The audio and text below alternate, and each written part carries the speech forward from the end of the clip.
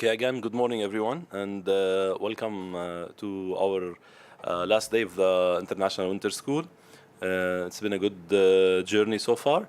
I know we're a little late today. Everybody was having their good time yesterday in the evening, I'm hoping. And today we'll have we have the last but not least lecture from Professor Taha Yasseri. Taha is a professor at the School of Sociology and the Geary Fellow at the Geary Institute for Public Policy at University College Dublin, Ireland. He has a PhD in complex systems physics from the University of Göttingen, Germany. He previously served as a senior research fellow in computational social science at the University of Oxford, where he was also a research fellow in humanities and social sciences at Wolfson College, and a Turing Fellow at the Alan Turing Institute for Data Science and Artificial Intelligence. His interests lie in the analysis of large-scale transactional data and conducting behavioral experiments to understand the human dynamics, machine social behavior, government-society interactions, online political behavior, mass collaboration and collective intelligence, information and opinion dynamics, hate speech and content moderation, collective behavior, and online dating. I like the last one especially. So, with no further ado, the floor is yours, Taha. Please start. Good morning, everyone. Congratulations on surviving to the last day, and thank you very much for deciding to be here and listening to me instead of all the other things you could do at the moment. Also, congratulations to all the organizers and volunteers for a great winter school. It exceeded my expectations at many different levels, and I am very happy that I was invited. This is my first trip and first presentation, first work-related trip to the Middle East, and first presentation in the Middle East. So this is very exciting. I enjoyed the school. I really enjoyed hearing Arabic because we learn Arabic at the school for several years, but we never get to really interact with native speakers. Sadly, I don't speak Arabic, but I really like it when you guys drop some Arabic words in between in an English conversation. Yeah, and it's really beautiful, mashallah. Anyway, so when I got the invitation, I was very excited, but I didn't reply quickly because I had a difficult time choosing what topic to talk about. Because unlike other conferences or winter schools that they just give a title, we receive a lot of material, very interesting and insightful and thought-provoking material from the organizers, and it made me think maybe I should talk about some of my more research work, even though topically, other things that I have done in the past might be more relevant. Nevertheless, I'm going to abuse this opportunity to talk a little bit about the other two topics that, for a few minutes, I thought about before selecting a third topic. Just a little bit, maybe self-promotion. First of all, I'd like to talk about a book that we published in 2015, and also another reason I decided not to talk about this book too much is that maybe you want to buy it, and for every copy sold, I get €1. That's why you shouldn't have too many co-authors, by the way. So anyway, this book was published in 2015. The title is Political Turbulence. It received a few awards. The subtitle is How Social Media Shape Collective Action. At the time, it was a very, very timely topic for reasons that you all know. In this book, we use the term social media in a very sort of inclusive way. Any internet platform that allows users to generate content, we refer to it as social media. And the same for collective action. Any sort of activity undertaken by citizens with the aim of contributing to the public or social good, we refer to as collective action. There are several case studies in the book across the world: Germany, Spain, Egypt, UK. But one thing that we find in common among all these cases is the notion of tiny acts of participation that is possible and that is offered by online social media, where you can contribute a collective action through liking an image, sharing an image, all the way to writing an article on Medium.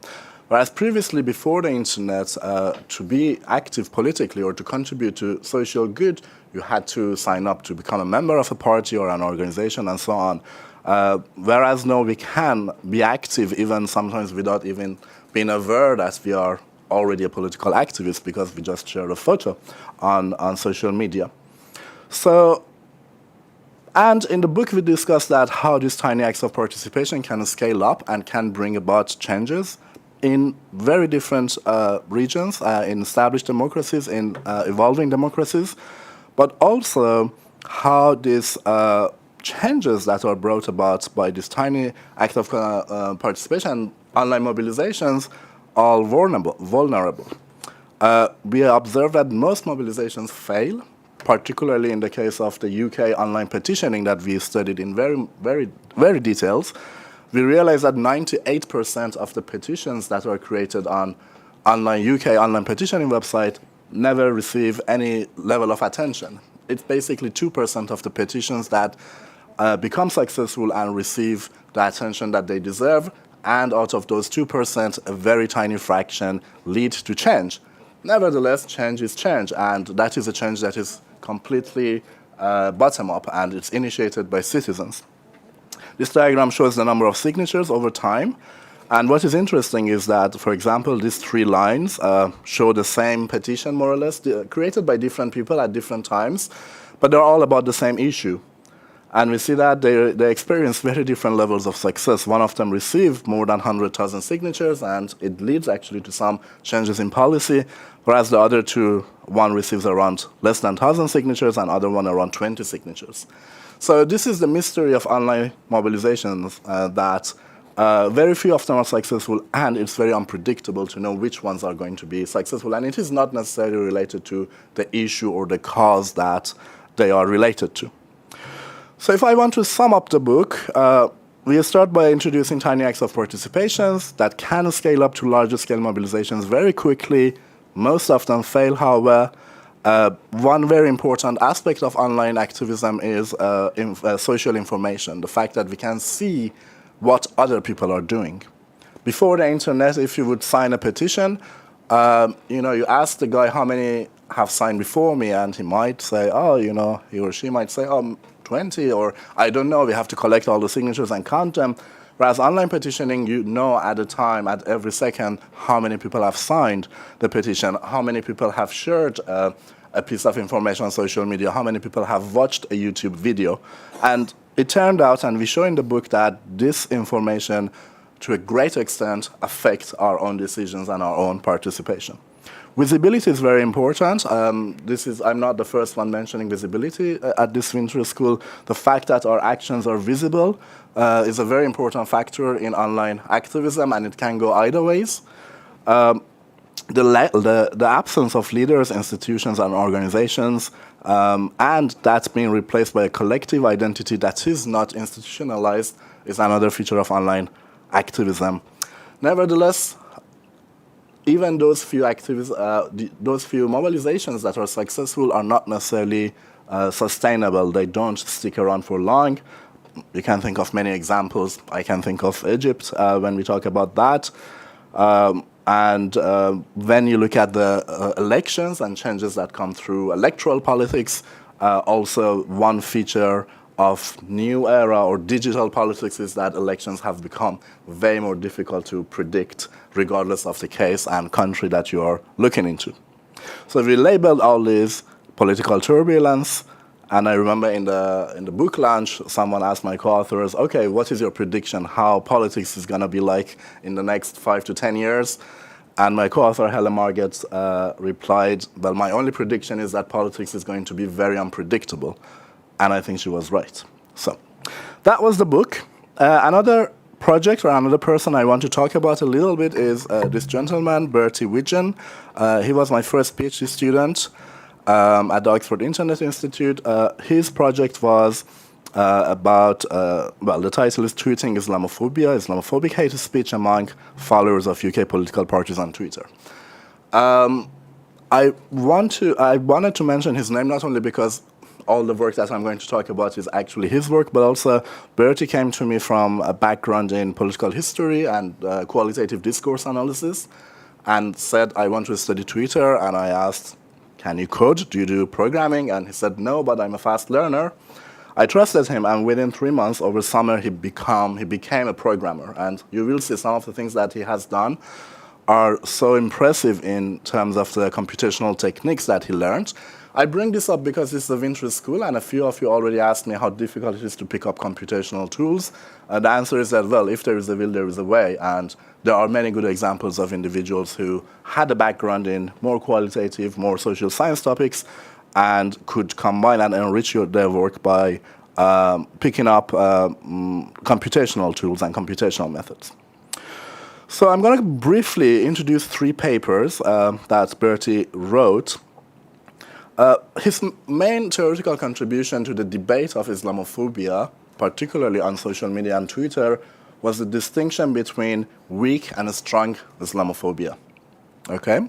When Islamophobia manifests itself in speech, in texts, it could be something like Muslims are just different, Muslims' food smells so weird, wearing a burqa just doesn't feel very UK, or it could be like other examples that I have here, which are explicit, which are offensive, and which are aggressive.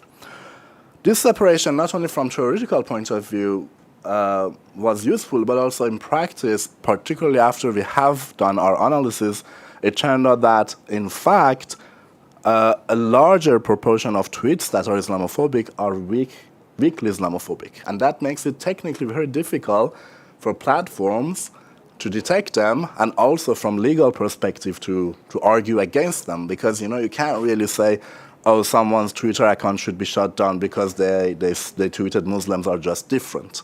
But accumulation of this weak Islamophobic content, of course, could lead to strong Islamophobic behavior, and that's something that we wrote about quite a bit.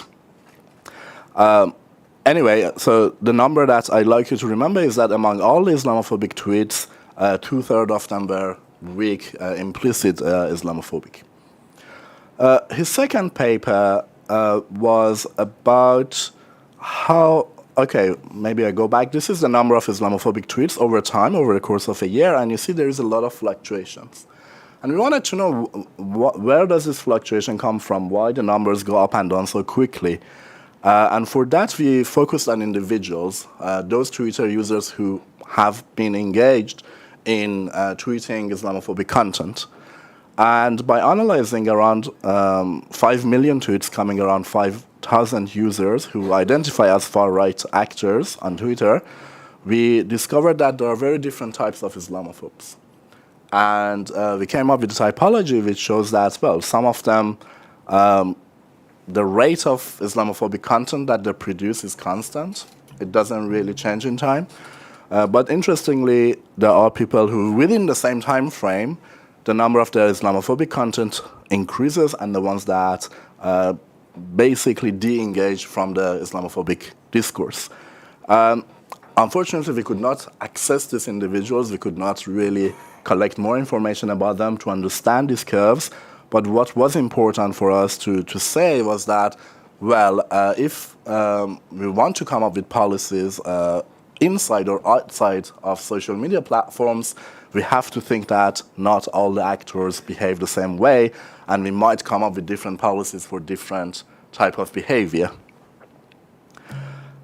And his third paper was about Islamophobic content coming from the UK political party followers on Twitter. So this is not about far-right actors, normal citizens who are interested in politics in the UK and who sympathize with either of the 4 main parties in the UK.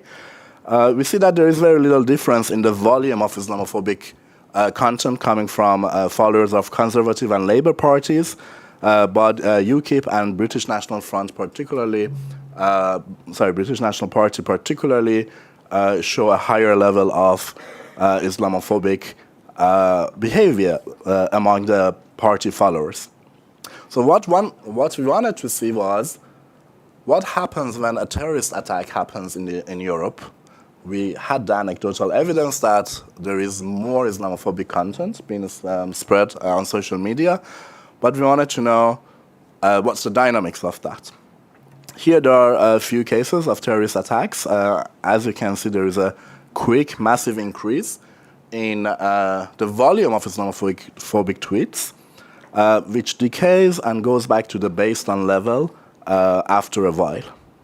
But more interesting, we observe that, okay, the volume, the number of tweets that are Islamophobic increase quite significantly, but the number of people who post these tweets does not change much. Okay, when a terrorist attack happens in Europe, there are not many more people tweeting Islamophobic content. The people who would do it anyway become ultra-active, and they produce a large volume of Islamophobic content. But to a normal user like me, it feels like everyone hates Muslim. It's not. It's those few who hate Muslims become very active because this is their opportunity. This is their, few minutes of fame to spread their ideology out and to use and hijack that event to further their own cause. Okay, these were things that I decided not to talk about today. And as you can see, I'm not very good at self-management. And that has been true throughout my life. As the chair mentioned, I started studying physics. And now I study social media, AI, social. Basically, I'm a sociologist. I'm in social sciences. And when I talk to my friends about what I do, this is the image that they think of, basically, or they think I might be. Many of them ended up studying this, which is beautiful, but it's not something I'm interested in, particularly. And some of them ended up working here. These are my friends from undergraduate. Does anyone recognize this place?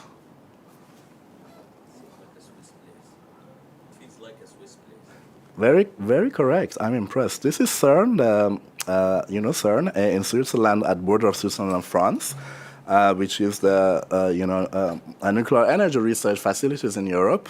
In 1954, I've never been there, but my work is somehow related to this place. Any guesses?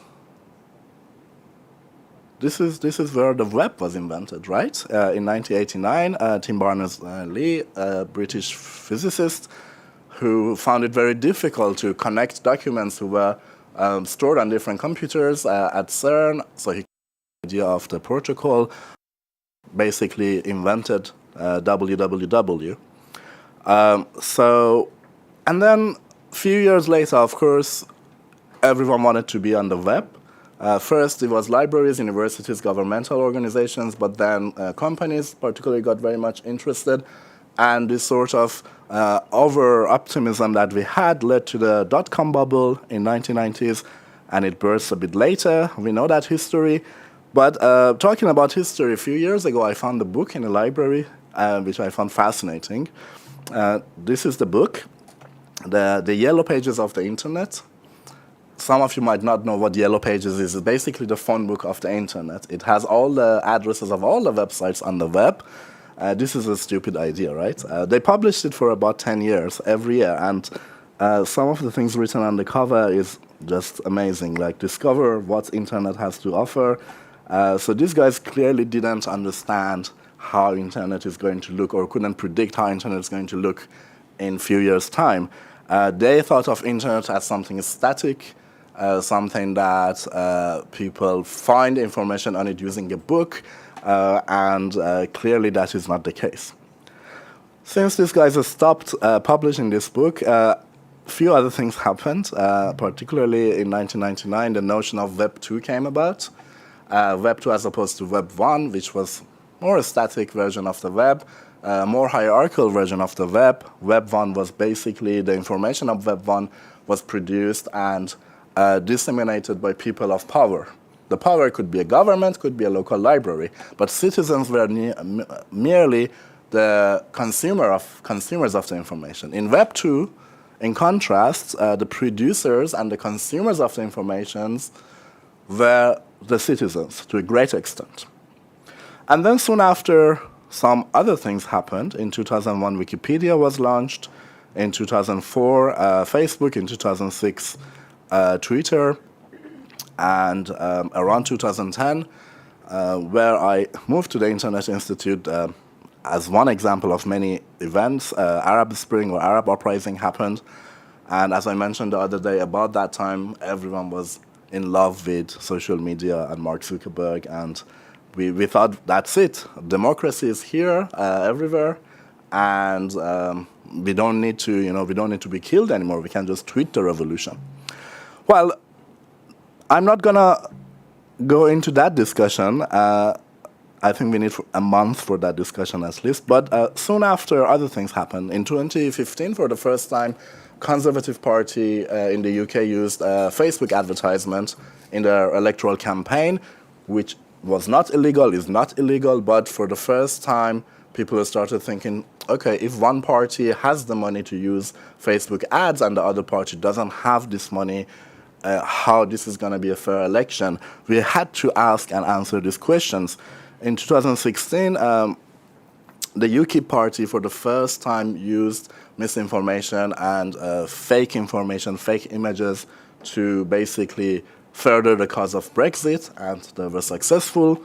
And in 2016, as we all know, Donald Trump benefited from social media to a great extent to win the election. These are all within the boundaries of Western democracy. One could not claim any of these individuals broke the law. But even within the boundaries of Western democracy, a couple of years ago, as you all know, what happened in Washington, D.C., individuals got killed because of the misinformation and conspiracy theories that were spread on social media by the ex-president and his supporters. So at the moment, we do not like social media much, and I feel you agree with me. It's not that we want to throw it away.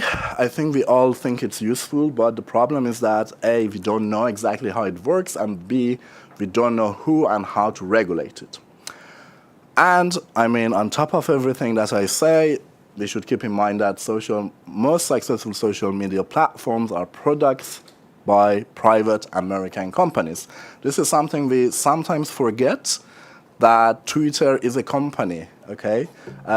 It doesn't need to act based on our values or even internationally accepted values like concepts like human rights and freedom of speech. These are not things that Twitter legally has to follow or respect. Particularly freedom of speech in the US context, political context, only deals with the government and governmental institutions. They should not use the power to basically limit the freedom of someone's speech. Twitter legally does not need to follow this rule. So I'm not saying it's a good thing, but this is a reality of it. And so I'm not going to go back to this, but I'm sure throughout my speech, many of you will think that, okay, some of the things I'm saying may or may not apply to private companies, and you are absolutely right. So I started my research in this area by studying Wikipedia, and later I switched to social media. And at some point, this question emerged: that how come that Wikipedia works to a good extent? And I know some people disagree with me. Therefore, I'm not saying that Wikipedia works perfectly, but I hope you agree that it works to a good extent, whereas social media do not.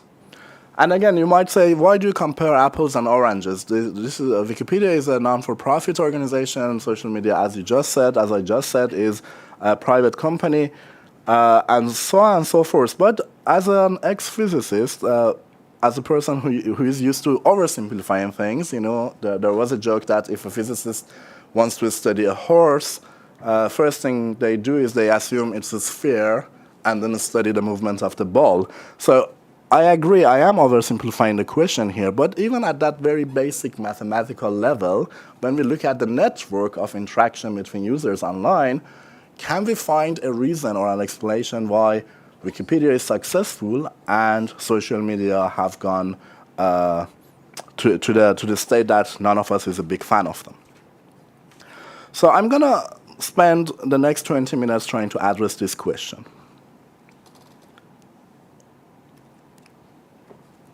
First, let me talk about Wikipedia.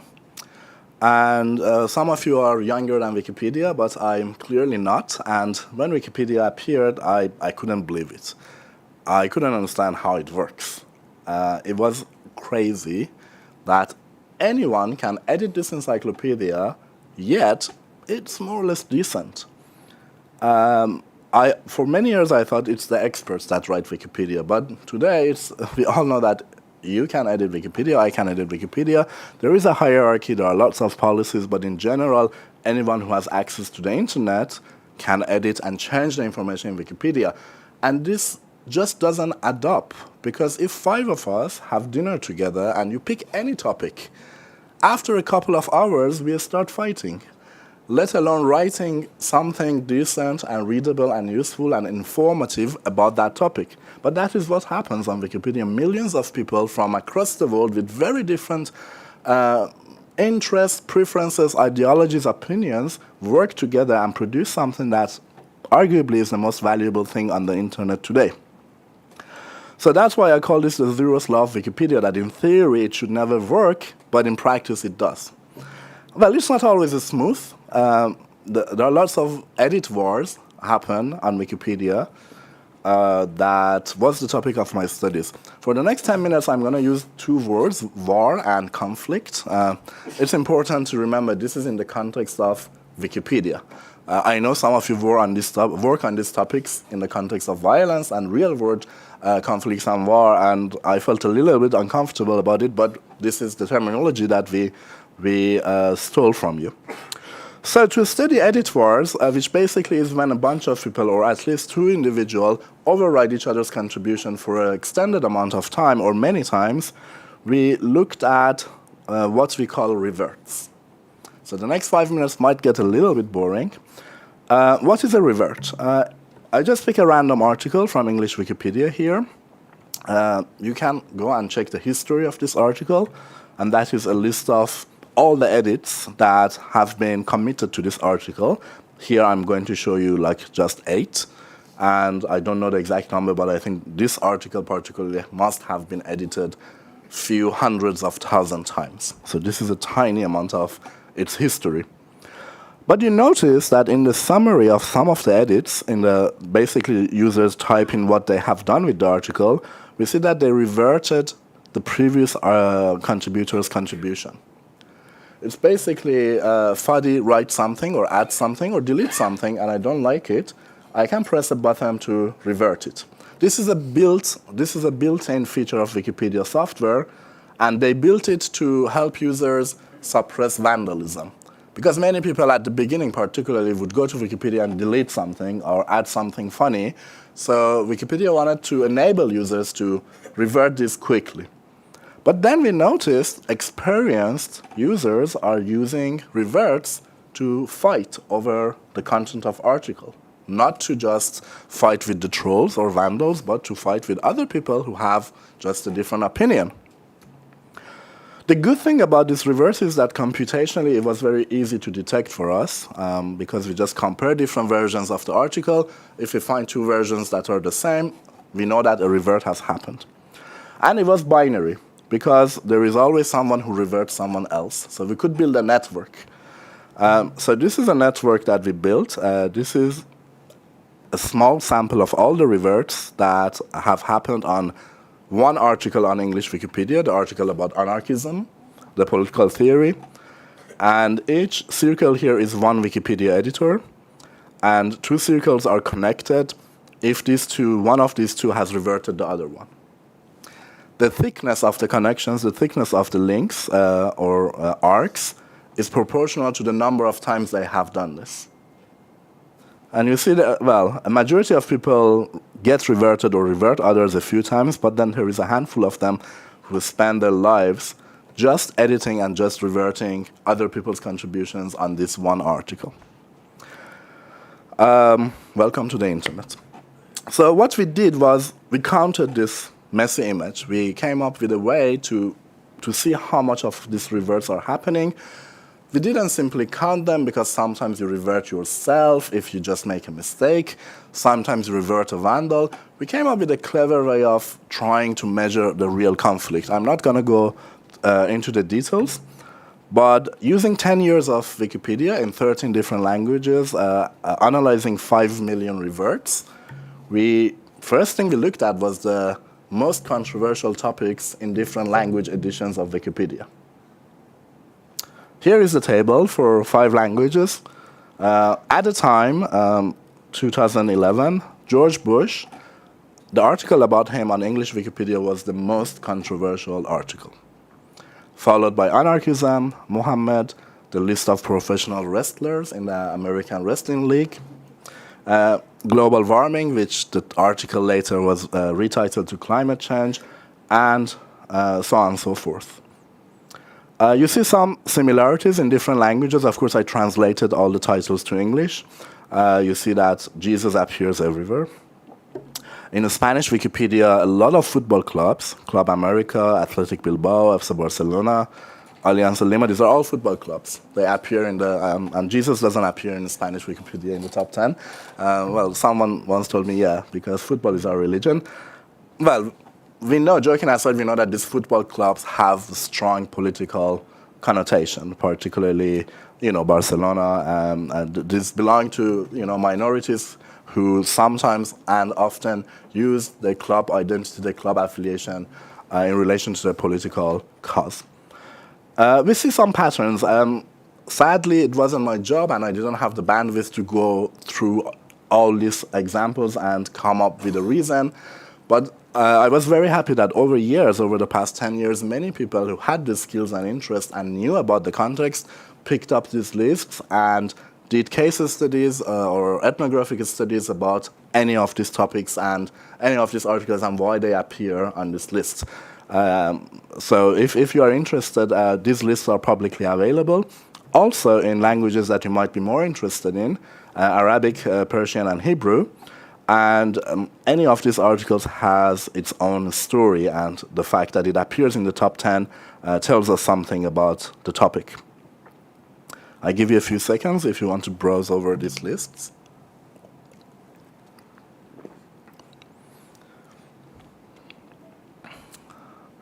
So for obvious reasons here, I'm just showing the top 10, but the lists go on. So we qualitatively categorize these articles based on what are they about. These are the, I think, 10 or 11 categories that we came up with. And you see politics is most populated category in most languages, Wikipedia's in most languages, followed by geography, cities, boundaries, countries, religion, obviously, history, so history is green, and sex and gender, health and race. I was looking at Arabic just this morning, and we see that these 5, politics, geography, religion, history, and sex and gender, make up to 92% of most controversial articles among the top 100 in Arabic Wikipedia. Well, there are some similarities. As I said, politics and geography seems to be a heated topic regardless of the language. But then when you look at religion, for instance, it appears on English, German, French, and Spanish, the bigger ones. And, of course, it appears in Persian, Arabic, and Hebrew. Surprisingly, television and film become quite populated in Japanese and Chinese Wikipedia. And when I asked people, they told me, yes, the high school music bands, people kill each other over those bands. They really are into the facts and the factoids and the personal life of these individuals. For people who knew the context, this was not a big surprise. Well, as you see, many of these topics could be put on a map, because either they are directly related to geography or they are related to something that has a geographical place. So we also created a map. This shows the map for Arabic language. Again, I'm just advertising the article and encourage you to look into it if you are interested, because this was where I had to stop because I didn't know much about the context. What I was more interested and more capable of doing was to look at the dynamics of conflict and controversy on Wikipedia. And we quickly noticed that, okay, there are lots of controversial topics on Wikipedia, lots of edit wars, but majority of them, like this one, lead to a consensus. What this diagram shows is that controversy measure that we came up with over time, and we see that after a period of conflict, eventually the editors get to a consensus. And that is when most of the commonly accepted facts or even controversies are reflected in the article, and editors collectively decide to leave it there. This happens a lot. But also there are cases like the article of anarchism that the edit war seems to be a never-ending war, because the controversy of the article is so ongoing that there is no single period of peace where editors basically agree on what the article represents. So we built a computational model. I don't know, let me ask you, how many of you have heard of agent-based modeling? A few of us. Basically, what we did, we created an artificial replica of Wikipedia in our computers. Agent-based modeling is a method that has been used in social sciences as early as computers were invented. Basically, you create this replica of the real world. You come up with some rules, some basic mechanisms, and you try to reproduce your observation. And if you're successful in doing that, then you have what we call a working model. Then you can do whatever you want with your simulated world, the things that you cannot do in your real world because we don't want to experiment with real humans. So this is a very well-established technique that we use. I'm not going to bore you with the details, but we wanted to understand how consensus emerges in Wikipedia. And what we learned is that if we remove the article and in our artificial world ask editors only to discuss the topics, they never get to consensus. But if we ask them to write an article together through indirect interaction, there is a chance that consensus emerges. The summary of this would be collaboration encourages consensus. It sounds like an inspirational quote, but it's actually something we showed mathematically. At least in our simulated world, individuals who otherwise would never get to a consensus, when we switched on the article and the editing and asked them to write something, to produce something together, we saw that these artificial agents that we had created got closer and closer to one another in opinion space. The other thing that we tested in our simulated world was we banned editors who have extreme opinions. Okay? If someone is trying to enter something into Wikipedia that is not similar to the mainstream idea, someone who has a sort of outsider idea, what happens if we ban them? Do we help consensus? The answer is no. Actually, banning extreme opinions only postpones, only hinders consensus building. So it's good to have some, again, I'm using the word extreme here in a mathematical way, really. I'm not encouraging extremism, but having those individuals who have very different ideas to the mainstream is actually quite useful. And finally, and this is from real-world data that we got from Wikipedia, articles who have experienced a level of conflict, editorial conflict, they have better quality. Okay? Because the article gets polished, the article becomes more inclusive, more neutral, and so on. So this reminds me of the fact that there is an upside to anger or to moderate discourse. You see that some very biased articles on Wikipedias that belong to certain languages that do not have a big community of users, those become very biased. You know, if you read about Balkan War in Serbian Wikipedia, I promise you, you can't find all the truth there because everyone agrees. But if you read about a topic that has more international appeal and receives attention and experience conflict of opinions, let's say English Wikipedia, there are chances that it is less biased and more inclusive of diverse opinions. So that was the work about Wikipedia. I'm going to speed up a bit and talk about polarization on social media because we wanted to compare these two. The issue of polarization on social media has been reported many times by different scholars back in 2005 and ever since. Sorry, that is polarization on online blogs, this is polarization on Twitter, and this is polarization on Facebook. We wanted to see what is the minimum ingredient for polarization to appear. So again, we built a very simple model, and this is a paper published in Mathematical Sociology. The only thing that we put in this model is homophily. That is for each agent, each person, to be more likely to make connections, to befriend other agents that have similar opinion. The opinions are shown here by colors. And again, this is a theoretical model. When you solve this model mathematically, and I'm going to go through it very I'm not stupid. I'm not going to go through the math. But you can solve this model, and you see that under any circumstances, polarization appears. So this seems to be in our nature. Because we are more likely to connect to people who agree with us, it's in our nature to very soon end up in two groups, echo chambers, bubbles, however you want to call them, two groups that are completely separated from one another. And this is not something that is good for our societies. Then we added another ingredient. Some of you might be familiar with the theory of strengths of weak ties. What if agents with a certain probability connect to people who are different to them, but are not too far from them in this network? The math gets a bit complicated, but again, what we find is that polarization happens.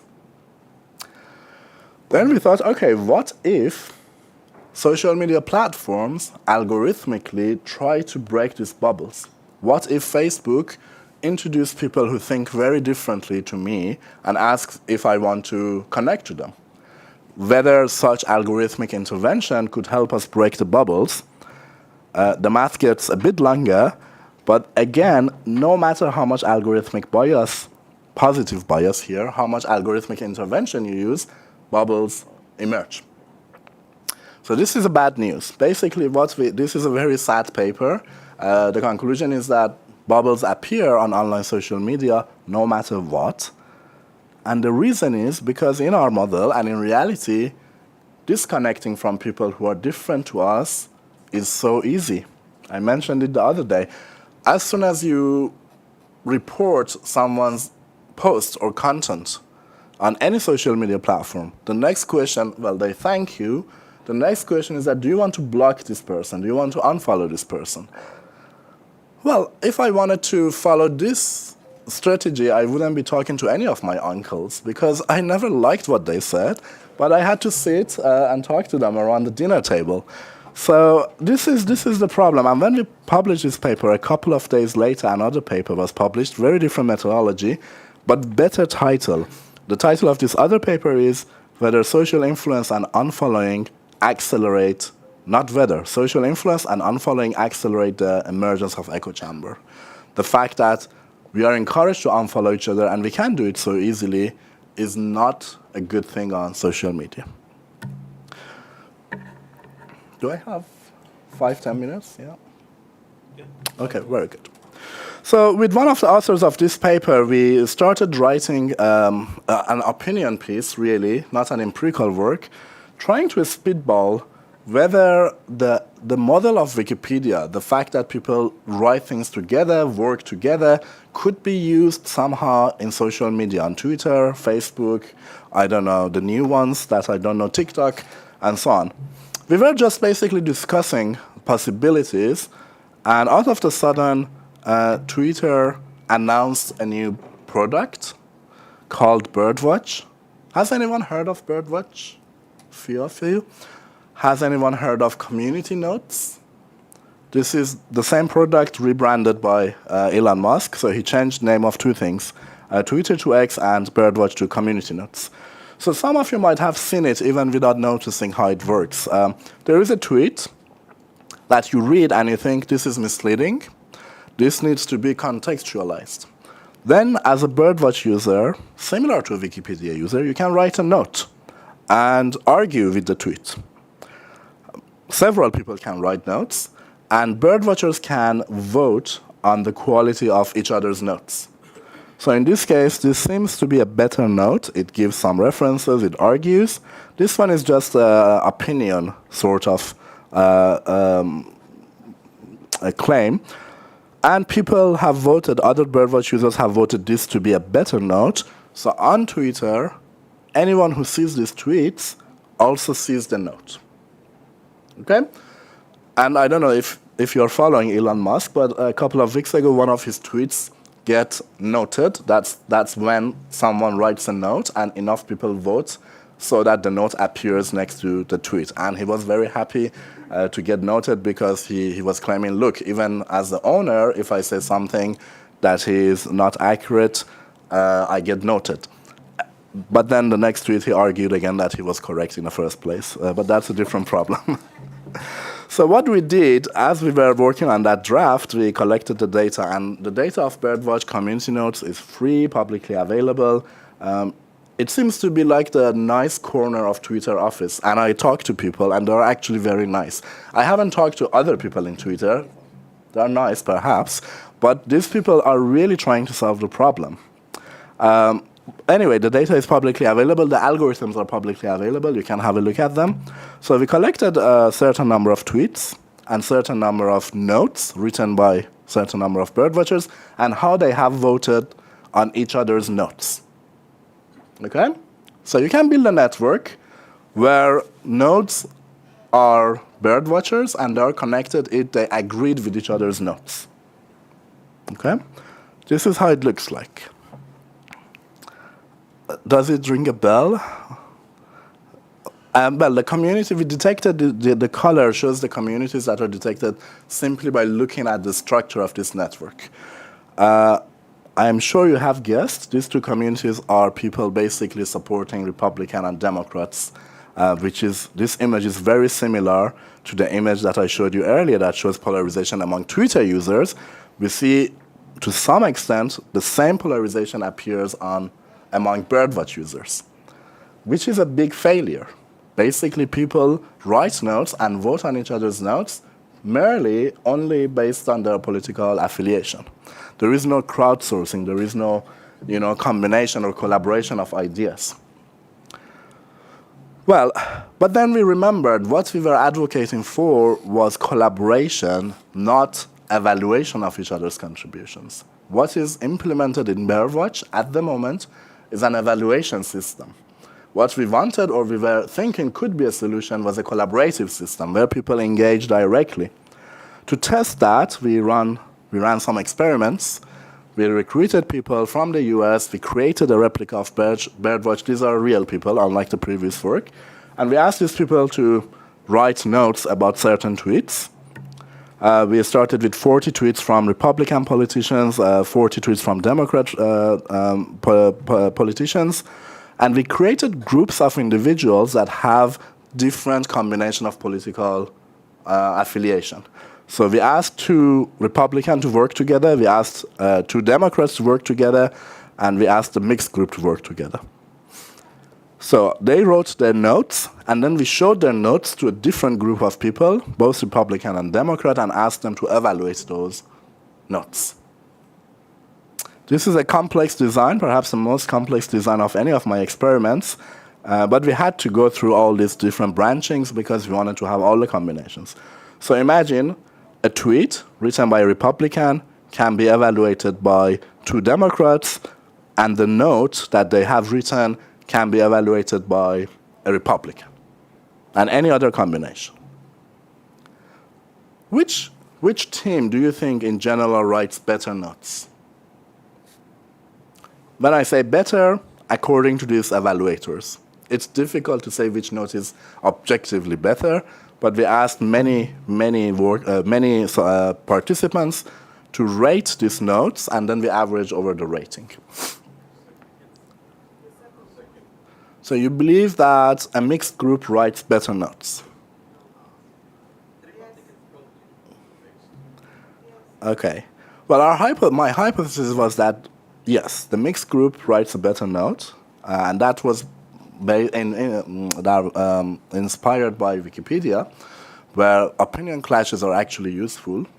Nevertheless, there was a risk if you put a Republican and a Democrat in a team to write something about a controversial tweet, there is a chance that they don't get on very well. And that's always the duality of conflict and cooperation. We know that diversity is good, but diversity could lead to conflict. So, but you were right to some extent. We see that for the tweets that were initially posted by Republicans, the notes that are written by a mixed group is evaluated better. But for the tweets that are posted by Democrats, a note that is written by 2 Democrats seems to be better, according to Democrats. But interestingly, even Republicans find the notes that are written by a mixed group better than a note that is written by two other Republicans, and even Republicans find a note that is written by two Democrats better than a note that any Republican has been involved in, either RD or RR.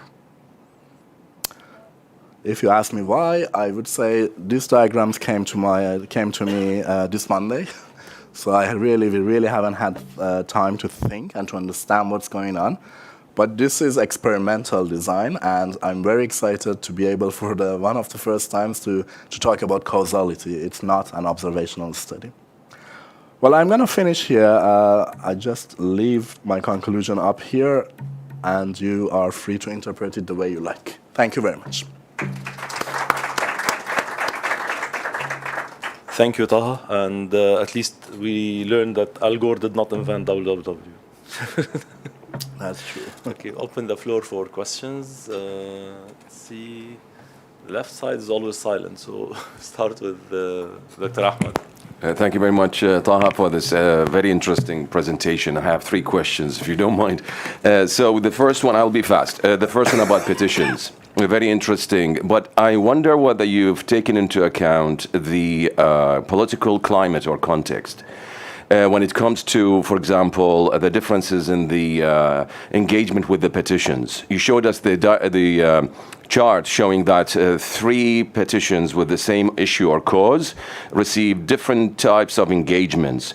But, you know, according to you talked about complex theory, complex system theory, Scott Page talked about it a lot, and predictability.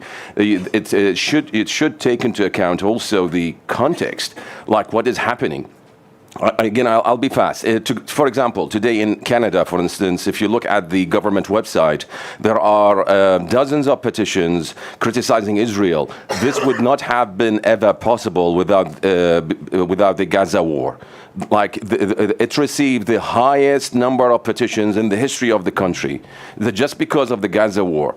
So that's why I'm saying it's really important, in my mind, to take into account what is happening on the ground when it comes to controversies on, even Wikipedia. You talked about Wikipedia edits. This could also apply to the Wikipedia edits. So if you take into account what is happening on the ground, you can see clear correlation with the number of edits going up and down on different platforms.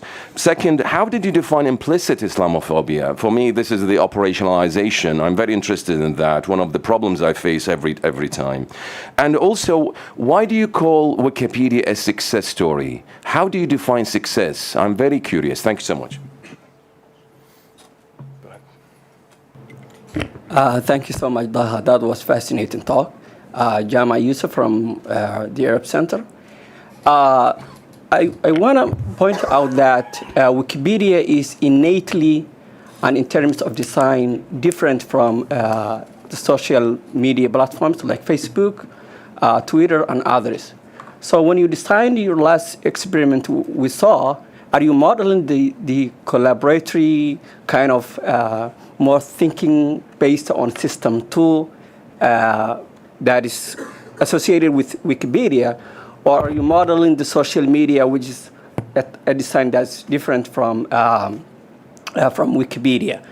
The other thing I want to kind of raise up here is when I was looking at the Islamophobia paper, I was thinking to what extent that social media can be a legit sources of knowledge production. For example, when you're looking at the content, the tweets, when we measure the tweet, maybe there's some guy who is highly Islamophobe in somewhere in the UK that's making a lot of content. So is that representative of the UK? Or are we running the risk of availability bias here? Are we doing a legit knowledge production here? Or are we even our process of knowledge production is affected by what we see and not what is being in reality? The last thing I want to ask about is your concept. I think that was your concept of political turbulence. The Arab Opinion Index, we have a huge data on social media behavior. We ask about people, do you protest, do you take part in petitions? And we see a lot of people in the Middle East and North Africa that are highly active on social media when it comes to political issues. But when you look at what happens in real life, there are not that much of protests. There are not that much of, for example, other collective political actions. So I was thinking about, can we conceptualize what we see on social media, a political protest, a political action, or do we need another concept for capturing that? For example, there's a way to the action. When you see 10 people in the middle of Tunisia or in the middle of Egypt, that's different, thousands or millions of people on social media, because that's in reality. So do we need different conceptualization for that? And I liked your concept, but I wasn't paying attention, maybe, so if you can define it again. Thank you so much. My name is Aya. Thank you so much for the great presentation. Maybe it's a comment and asking you for the implications of knowing this polarization on the internet. So for me personally, I follow some people who are like different than me in, let's say, their religious views, political views, just because I don't wanna live in a bubble. I wanna see the other side. But like sometimes there's some people I really can't stand. So I feel like I don't wanna see anything of what you are posting, because it's really sometimes for my mental health. Because sometimes it's, for me, it's really like ridiculous what you are posting or your reviews, stuff like that. But like, since you are working on this area, what is your implication, or let's say literacy, about us people? Because social media platforms have their own algorithms which affecting us in a way or another. But like, do you have some sort of advice about how to deal with these algorithms? Thank you. These 3 questions, and we have a second round, please. There are way many more than 3. No, I'm joking. Thank you so much. Great questions. Let me start with the last one. That is easier for me to say. I don't know. I don't have an advice, really. I'm not in any position to give advice. But you are absolutely right. I mentioned Bertie, my PhD student, and it might be related to Ahmed's question, how we came up with detection of Islamophobic text. Well, he came from the qualitative content discourse analysis background, and to build his model, to come up with definitions and so on, he had to go through the content. And, he's a secular British, very English person. He wouldn't take things personally necessarily, but he had to take breaks, and I had to come up with a model to protect her from the content that he had to deal with. And that's just one example, and again, there was no ideological connection, really. So I can imagine for many of us, the content that is on social media and is tolerated on social media could be quite disturbing. Of course, it wouldn't be wise to engage with those content, with that content. Nevertheless, I think everyone could make that decision. I really appreciate what you said you do. You want to be outside of your bubble. You want to understand what other people say, what is their logic, what is their argument.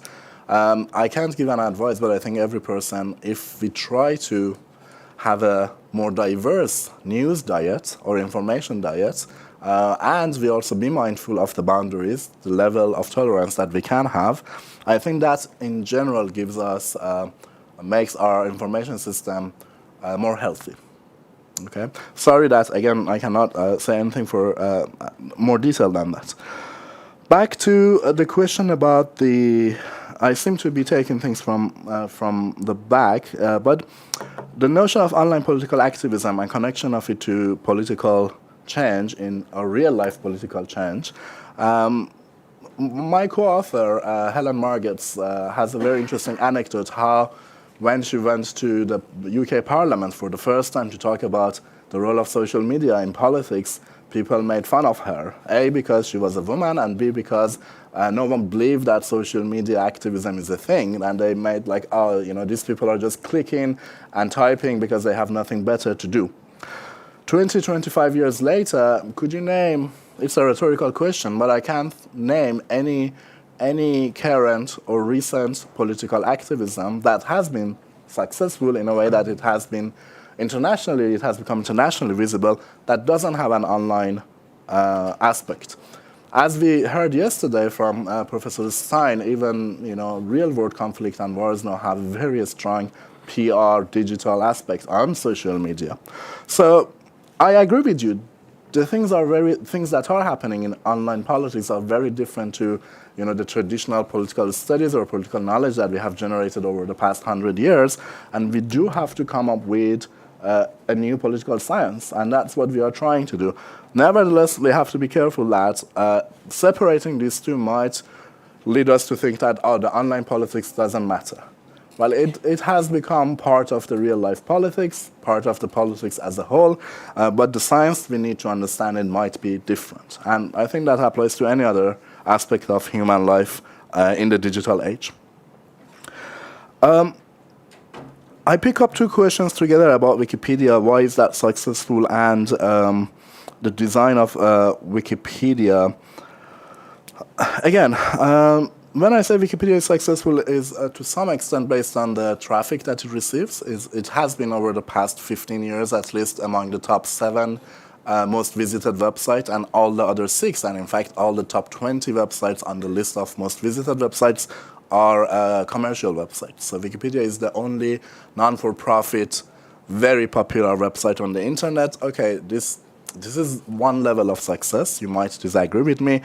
On the other hand, the number of references to Wikipedia in news articles, in scientific articles, people have studied that. People have studied correctness of Wikipedia. They have compared it to other encyclopedias and showed that the number of mistakes are comparable.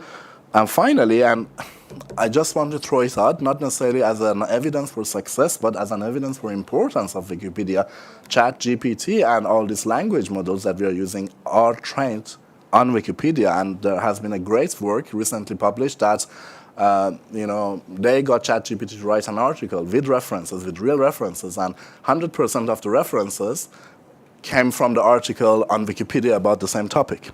So again, the fact that OpenAI decided to train their model on Wikipedia is not necessarily a very strong evidence of success.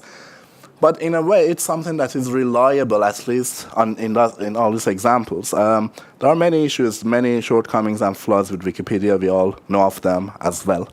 A question about if one guy in the UK is Islamophobe, whether we can generalize it. No, and that is what we have seen. In fact, it's like many other examples of online behavior. Very few people produce a lot. And as I said earlier, when a terrorist attack happens, when something external happens, back to Ahmed's comment, which is very valid, but something happens external, and those few, I wouldn't say those few, those who have been already tweeting Islamophobic content become hyperactive. Not many people join them, even though the climate completely changes, which is in a way good news. But also, I don't want to belittle the problem just saying that, those are just few people, we shouldn't be too worried about them. Because those few people can change the discourse, they can cause harm online and offline. Talking about Islamophobia, this is a whole chapter of Bertie's work, the theoretical framework of definition between weak and strong, but in a nutshell, it is about implicit and explicit.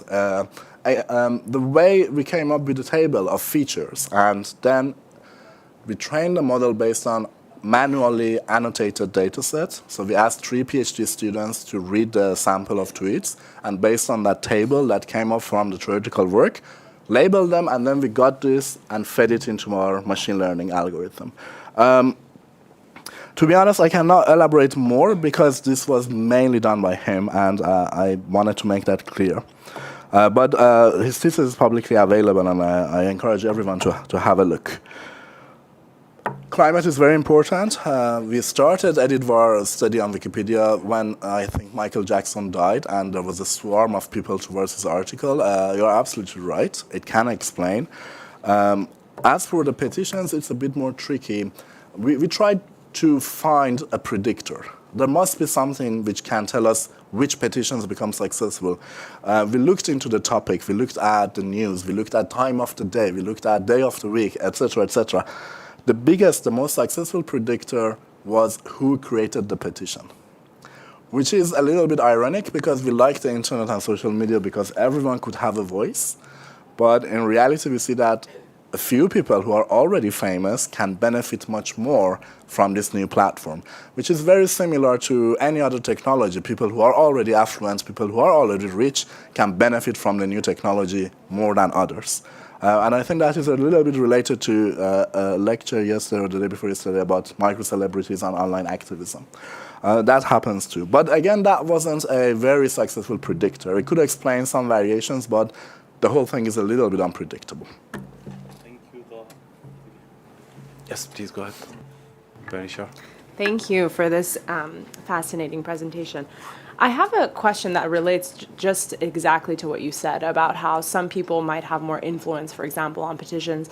I was wondering how this might work with Wikipedia in terms of whether some people just have more clout, and that not even based on whether they're like making more edits, so in terms of being a Wikipedia celebrity, but also whether, for example, their name on Wikipedia could influence whether they gain consensus, or they're like if there's a way to figure out their race or gender, because we know that there's really no way to give anonymity to these kind of social media platforms. There's always ways for us to kind of decipher who a person is. So then I'm wondering if consensus isn't so much built around consensus around an idea as much as it is consensus around what certain people are saying that then influences whether, you know, those ideas get traction. And this comes from personal experience, because I remember I had to edit a Wikipedia page at a job that I had. And I was just getting like completely bombarded. Like people were just like, no, this person cannot edit. Like, and I remember reading the conversation. It was like, no, Jennifer has been like reviewing this page since this last year, and this person keeps editing. And so like I did not have a voice. Like that Wikipedia page ended up being like 2 paragraphs. So that's kind of what I'm wondering, is whether the consensus is more built around certain people's voice versus an idea. Thank you. Say it, please. Thank you. I'm not a technical person at all, so I was trying to make sense of everything. I think my first question is related to the question here. It was about like reverting and re-editing in Wikipedia, and I was wondering who's most likely to be reverting and reverting. Are there like companies or the person themselves or supporters of this person, and how the content, like how we get to see what we see at the end, like how people finalize this kind of results that when we visit Wikipedia, we don't see the whole history unless we know how the platform work. So this was my first question. Second one is about the indirect collaboration and how they reach consensus. I'm trying to make sense of this socially, anthropologically speaking, or or as a sociologist. When you're saying that visibility can go in either ways, basically. At the same time, we see from what you're presenting that also visibility is always contested along the way. That is never go like straightforward. But any kind of visibility, it has been contested and contested and contested throughout, and that's what we get to see the ultimate image. We don't see the whole history of these contestations, but the final product, basically. So I want. Do you mean in Wikipedia? What do you mean that visibility is contested? Okay, I wonder why you're saying that visibility goes in both ways, in either ways. And how we can relate this contestation in that it's never straightforward. Thank you. Thank you very much, Taha, for this fascinating presentation. My first question is related to both Said and Paricher's question. To my understanding, Wikipedia is highly hierarchical. And it's very different from any other social media. I had the experience of trying to become an approved editor, if I'm not mistaken. So banning system is also very complex, and it's not comparable to any other platform. The manual for editing is very long. A lot of people cannot even finish the manual. So to my understanding, it's a kind of like elitism that exists in the design of Wikipedia, which is not necessarily beneficial for social media, right? Because social media, at least they have this claim to be accessible for ordinary people, and to my understanding, Wikipedia is not like today is not like that. So I was just wondering if you have studied this aspect of Wikipedia as well, and another question or comment is related to the purpose of users being active on either social media platforms or Wikipedia. For instance, one of the purposes of being active on social media is for entertainment, right? But Wikipedia, there is no entertainment on Wikipedia, at least to my understanding. That's why I think it's not really possible to accommodate the good parts of Wikipedia on other social media, because there is this contradiction in not just the design, but also the users that might be interested in working on these two different platforms. Thank you.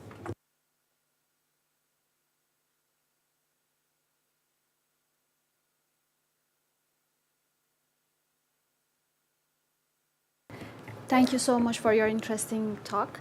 The question that I have is like more related to the methodological part of your previous research.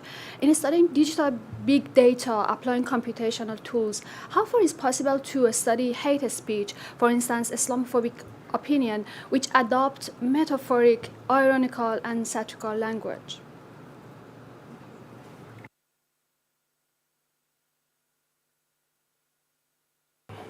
Okay, thank you very much. I will be quickly. Thank you for your presentation. I am Hussam at DI, student at DI. To be honest and clearly, I have no longer trusted of this platform and website. I wonder if we have possible to creating our platform and website in our country here. We have some experience in country like China. I wonder I'll ask you if you have any advice for this issue. Thank you very much. Okay, let's just start with Wikipedia. Wikipedia is completely hierarchical. You're both right.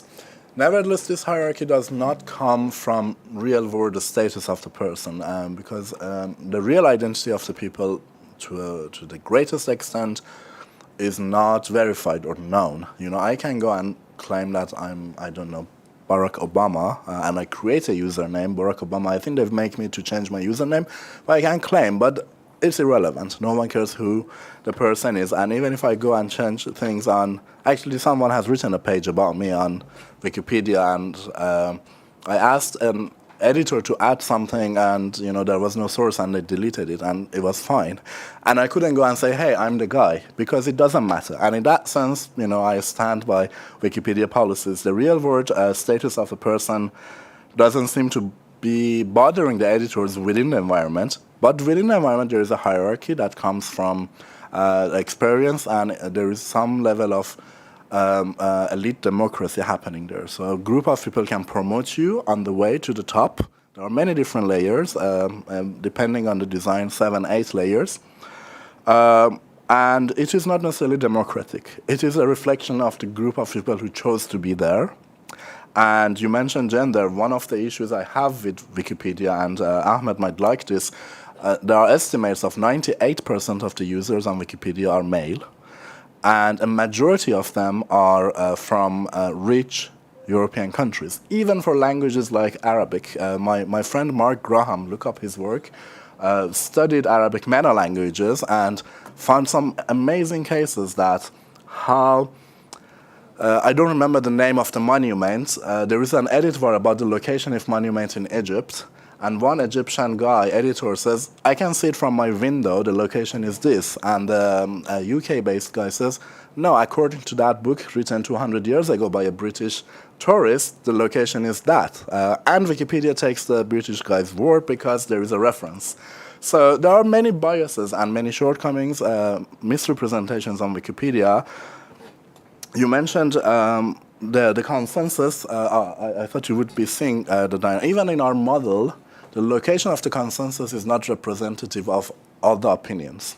Even in our simple model, I'm sure on real-world Wikipedia, the consensus is not representative of all the ideas. Also, it's not about the consensus of the opinions, it's a consensus about how the article should read, which is much easier thing to achieve. You know, I don't need to agree with you, but we can agree that the article looks good now, okay? So that happens on Wikipedia. Who reverts a lot? We don't know, for the reason that I say. It is extremely difficult to know who is who. And all these estimations or case studies, basically my colleague had to contact people and ask them, would you be able to reveal your identity to me? Some people do that. Some people, heavy users, actually remain anonymous for reasons you can imagine. But there is paid editing. Again, you know, some of my colleagues study cancer. That doesn't mean they like cancer. I study Wikipedia. I'm not saying it's perfect. There is paid editing on Wikipedia, and it's allowed. It's not against the policies as long as it's declared, but many paid editors do not declare. There is a state-supported or a state-encouraged editing. There has been cases of, documented cases of editors who have been incentivized by the government to try to change the image of the government or country on Wikipedia. This all happens. But as a whole, it seems to be that the number of people with good faith and the people that they see Wikipedia as a place, a common place for humanity, is outperforming or is larger than the number of people who have bad faith or people who have very strong biases. But again, this is something that we can answer perhaps much better in 50 years' time. Visibility can go either way. Who remembers the Ice Bucket Challenge? Yeah, would you do that if no one is watching or no one could see you on Wikipedia, on social media? So we do crazy things because people watch us and upload us or, you know, think we are cool. There are many examples that visibility encourages people to take part. We ran experiments in the lab. We invited people to the lab, and in control group, they had to generate money and donate it to some cause. In a treatment group, they had to generate money and donate it to a cause, but the images appear in the lab and others would see. People donated much more where the images was visible to the others. So we do things, good things, when people are watching. But then on the other hand, when I say visibility can also go a different way is, you know, this whole winter school is about surveillance. The fact that on certain social media we are naked. There is no protection who we are, and you know, when this information ends up in wrong hands, that brings a lot of risk and danger to the individuals. So we are not protected online, you know. Famously, you know, things that, you know, the internet doesn't forget. I think, right. I talk about hierarchy. Elitism is true. If elitism is good or bad, we don't know. We might be able to answer that when we follow your suggestion. I do think we need ecosystem of social media. We need several of them. The current monopoly is not good for anyone, not even the platforms themselves, because you might drop one and collectively go to another one. I think there must be many social media platforms. I'm not sure if the governments have to create them, that's why, or government-supported companies have to create them. That's why I'm not a big fan of what's going on in China, or what is planned to go on to happen in Iran. Another issue I have with China is that, okay, all these platforms are localized now, but they're also merged into almost one company and one app, you know, WeChat. You talk to your friends on WeChat, you find partner on WeChat, you book a taxi on WeChat, you pay with WeChat. You basically do everything with WeChat, and that gives enormous power to this one platform. But I'm all up for a multitude, an ecosystem of different platforms, local, international. They should come from private sector. And then we can compare different models and see which one is more successful. I don't think a Wikipedia without hierarchy would have ever worked. I think for Wikipedia, hierarchy is essential to impose that consensus. But whether that is applicable to other platforms, I don't know. But the diversity and the possibility of opinions to clash in Wikipedia, I think that's something that could be used in other social media platforms, at least based on our experiments. The last, yes, exactly. Yeah, irony and sarcasm and so on. This is a very important question, particularly now that text analysis and natural language processing has become even more popular because of the recent developments in large language models. We didn't have this technology when we did our work, so we were not able to detect sarcasm. But we were able to, I don't exactly remember, but the performance of our algorithm was around 90%. That means that 90% of the content that we had labeled in either three categories were labeled exactly the same by 3 human coders. And the intercoder agreement was also quite satisfactory. So the model we had, even without the technology of large language models, was performing well. In fact, we had different models, and the best model we had was not the one using the latest technology. Word embedding didn't work at all. Previous models were performing good enough for us. But that's very important, and that's why I like and I encourage everyone to think about combining qualitative and computational methods. Thank you, Taha. Hani, you have an announcement? Yes, we have an important announcement. The second workshop that was supposed to start at 2:30 is postponed to 4:30, so 2 hours. The reason of postponing the lecture, the workshop, that another public lecture is organized at 3 o'clock, delivered by lecturer Dr. Mads Gilbert, under the title Gaza Now, a Massive Man-Made Medical Disaster Met with Palestinian Heroism. Many of the participants here wants to attend this important lecture. It's a very important lecture. I encourage all of you to attend it. So we had to make this shift. We already sent an email and a message on the WhatsApp on this change, and sorry for this inconvenience. Thank you, Hani. Thank you, everyone. And we have a break of 15 minutes. 10 minutes? Okay, 10 minutes. Lots of changes today.